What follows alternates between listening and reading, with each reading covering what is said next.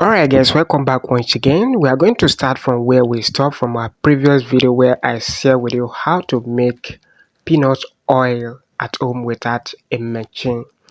Today we are going to use the remaining butter to make a popular Nigerian snack called Kuli Kuli made from peanuts.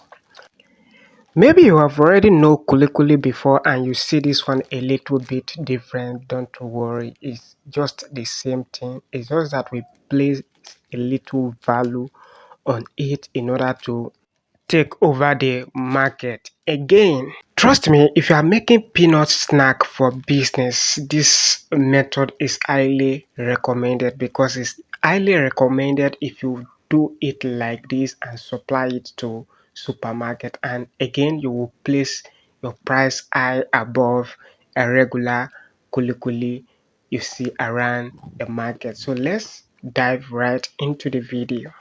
I will start by adding 1 teaspoon of kitchen salt to my paste and mix to combine. Normally, if you are making kuli kuli for business, it is recommended to spice it up with ginger powder, salt, sugar, and onion powder. Mix properly until all the ingredients are well blended. And here is my baking pan. I've aligned it with a parchment paper and I will transfer the paste into it.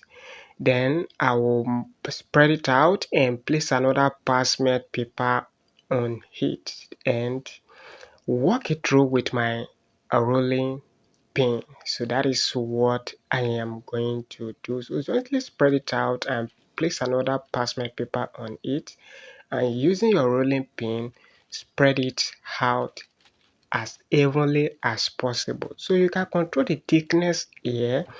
You want it to be thick and you have to control the thickness right here.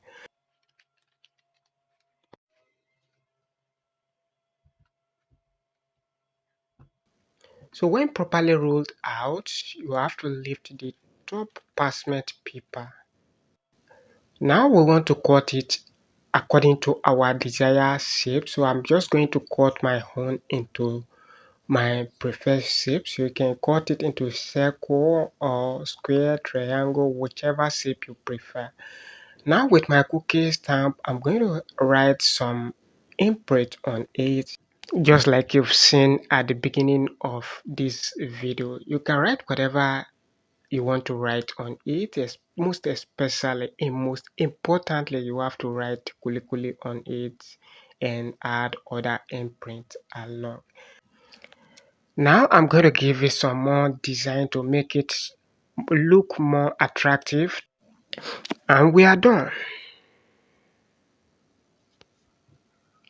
So the next step is to take it to your preheated oven and bake for like 20 minutes, and here we have it.